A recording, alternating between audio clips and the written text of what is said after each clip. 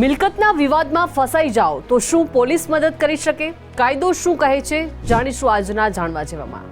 નમસ્કાર, હું છું દીપિકા. જમીન અને મકાન સાથે જોડાયેલા વિવાદ ભારતમાં સૌથી વધારે થનારા કાનૂની મામલા સામેલ છે.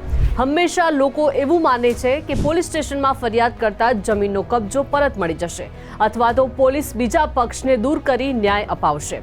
ભારતીય કાનૂન પોલીસ અને સિવિલ કોર્ટની જવાબદારીઓને સ્પષ્ટ રૂપથી અલગ અલગ નક્કી કરે છે.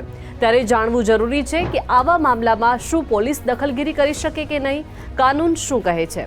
તો ભારતમાં મોટાભાગના મિલકત વિવાદોને નાગરિક બાબતો ગણવામાં આવે છે. આવા કિસ્સાઓમાં પોલીસ જમીન અથવા તો ઘરનો સાચો માલિક કોણ છે તે નક્કી કરી શકતું નથી. પોલીસને કોઈ વ્યક્તિને કબજો આપવાનો અથવા તો બીજા પક્ષને કાઢી મૂકવાનો અધિકાર પણ નથી.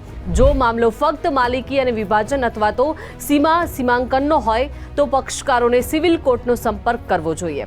અદાલતોએ સતત એવું માન્યું છે કે પોલીસ સિવિલ કોર્ટ તરીકે કાર્ય કરી શકતી નથી.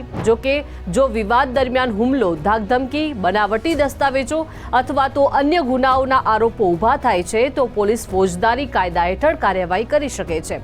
આનો અર્થ એ છે કે પોલીસ ગુનાની તપાસ કરશે પરંતુ મિલકતની માલિકી નક્કી કરશે નહીં.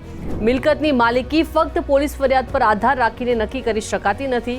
યોગ્ય કાનૂની ફોરમની પસંદગી વિવાદના પ્રકાર પર આધારિત છે. ટૂંકમાં, જો મિલકતનો વિવાદ પક્ષકારો વચ્ચે લડાઈ, હુલ્લડ અથવા તો શાંતિ ભંગમાં પરિણમવાની ધમકી આપે તો પોલીસ વચ્ચે દખલ કરી શકે છે.